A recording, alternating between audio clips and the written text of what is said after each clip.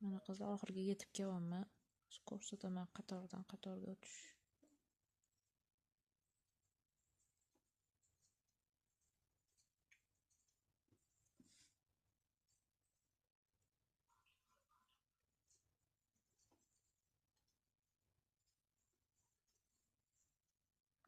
Mana shu. Ko'ryaptim.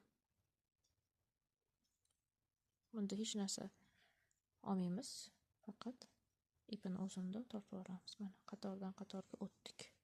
Keyin tepaga ustuncha hosil qilamiz. 2 ta nakit olamiz, bo'ldi.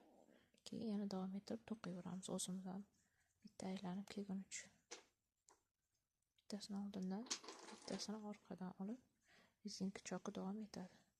Qatordan qatorga o'tganinglarda mana tepaga 2 ta nakit qilib ustuncha hosil bo'ldi. Yana bu yoqdan olib kelib to'qib, yana mana shu yo'llanadi.